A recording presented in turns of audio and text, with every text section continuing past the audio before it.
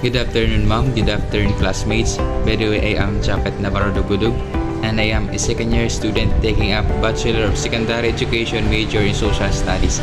So, in address to my topic, let me share to you to discuss about the inadequacy of wages and the types of wages. So, let's get started. Inadequacy of wages. So, sa madaling salita, ito ay ang kakulangan ng sahod. So, in address to this topic, we all know that inadequacy of wages often tackled about the insufficiency to meet a specific need. So, most particularly in wages and benefits of the worker. Knowing the fact that our country is still in developing process, although we can see some improvements done by the present administration, but there is still a lot of things to do in order to meet the new developments. So, now you might be able to say, what is really the main cause of inadequacy of wages? Well, I can share to you two main concepts behind to meet the question. First of all is poverty.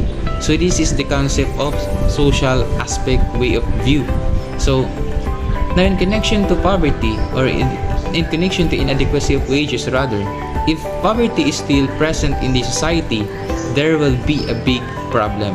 Now, how can a particular company should be able to pay the workers or employers if the product cannot be sold to the community due to the poverty? And this makes sense. That is why education plays an important role as the best weapon to defeat poverty, along with the cooperation of the people, most especially the youth, which will be the next in line to serve and help contribute nation building. On the other hand, corruption, it is the politics way of viewing. So, political instability is detrimental to the process of economic growth. It worsens the income distribution and increases poverty. Our government is responsible for providing an incentives for entrepreneurship to take hold in some economies, and development of transportation, power, and other utilities has been carried out by the government. So in short, the government must offer financial inducements and subsidies. So sad to say that there are also some of the government elected officials and oligarchs who are responsible for making the government paralyzed. I'm not saying that they're all useless, but people who are tempted by the power and money are the spreader of corruption. And in short, there is a need to expel these false government officials and maintain the faithful and truthful one. Now, let us proceed to the types of wages based on the world of economics and how this affects us being or part of a living society. So, let us first tackle what is minimum wage all about. So, speaking of minimum wage, it is the lowest wage permitted by law or by special agreement, such as one with labor union. So, in address to the topic, minimum wage is a kind of wage that can be paid to an employer or company or individual to its employees. So like for example, just like in our country, the amount or our minimum wage is based on the labor code set by the regional board and the National Wages and Productivity Commission under the Department of Labor and Employment. So this is because the minimum wage is different in other regions and in cities such as Metro Manila.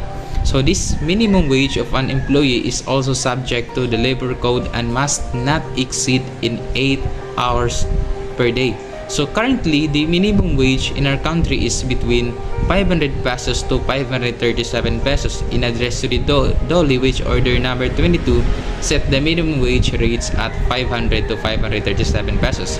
So now, if there is some anomaly, or shall we say, aside from giving a particular employee a wage between 500 to 537 turn into just 300, for example, you have the right to take it to Dole for inappropriate or appropriate punishment to a particular employer. So now, let's proceed to the living wage.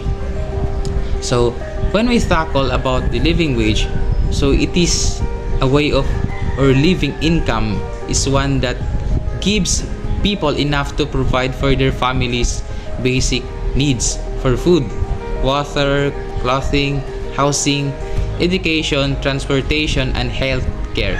So it allows for some discretionary income and includes enough provision to cover unexpected events.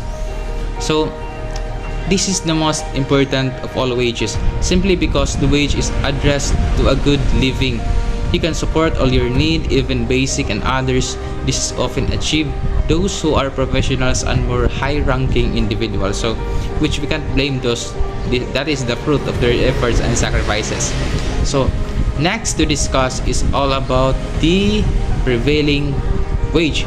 So, speaking of the prevailing wage, we can conclude that prevailing wage is the typical benefits, hourly wages, and amount of overtime pay that can be obtained by certain sets of workers in certain areas across the country. So mechanics such as utility workers and other employees in the field of public works are mostly likely to receive the prevailing wage, and each country establishes its own wages. So basically, we can come up with a conclusion that prevailing wage is most likely will be based on the exact hour or time of work an employee can do or make.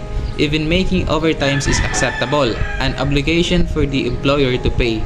In short, this is part of union wage. So, next cycle is all about tipped wage. So, speaking of tipped wage, the tipped wage is base wage paid to an employee who receives a substantial portion of their compensation. So, from tips, this ensures that all tipped employees earn at least the minimum wage, so significantly more than the tipped minimum wage. Like for example, casino employees and servers at restaurants are most likely to get enough tips from those individuals they are being serving. In short, tipped employee must earn at least the state's minimum wage when tips and wages are combined, or the employer is required to increase the wage to fulfill that threshold. So, lastly to discuss is all about fair wage.